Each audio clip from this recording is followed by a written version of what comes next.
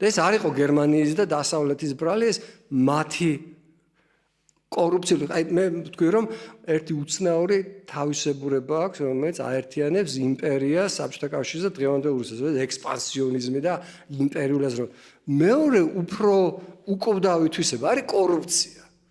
და ნიკოლაი გოგოლს აქვს დაწერილი უკდავი ნაწარმოები, რევიზორი, რომელიც ამაზე ლაპარაკობს მე-19 საუკუნის პირველ ნახევარში.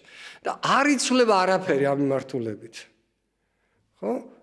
აი ეს არის მათ შორის, აი საბჭოთა კავშირი დაშალა, როგორც თქვი, არა ეროვნულმა მოძრაობებმა და ამ ურჩმა ჩვენნაირმა ერებმა, არამედ პირველ რიგში ამანი თავისი როლი თამაშა, მთავარი მიზეზი იყო საბჭოთა იდეოლოგიურად აწყობილი სოციალურ-ეკონომიკური სისტემის უვარგისობა, რომელმაც ვერ გაუძლო იმ გიგანტურ გეოპოლიტიკურ ამბიციებს, რომლითაც იმართებოდა საბჭოთა საგარეო პოლიტიკა, რომ უნდა მიეცათ ფული, იარაღი ყველა ბანდიტისთვის, რომელიც კი არსებობდა მსოფლიოში, დასავლეთის წინააღმდეგ საბრძოლველად.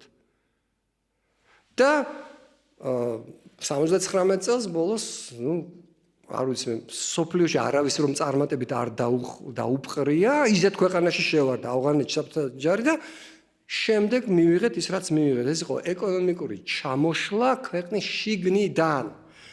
იმიტომ რომ დაუბრუნდეთ ჩვენ თემას, ჩემი აზრით რუსეთის დამარცხების რეალური რეცეპტი არის ეს, რომ არ მისცეს საშუალება უკრაინაზე გამარჯვების, უზრუნველყავი უკრაინას საკმარისი საშუალებებით, რომ გააგრძელოს თავის დაცვა, ოღონდ უფრო ნაკლები სისხლი და ნაკლები მსხვერპლი უკეთესი ჰაერსაწინააღმდეგო საშუალებები მიეცი, რომ რუსეთი ვერ კლავდეს უკრაინელ მოქალაქეებს კიევში, სუმიში, ხარკოვში და სხვაგან.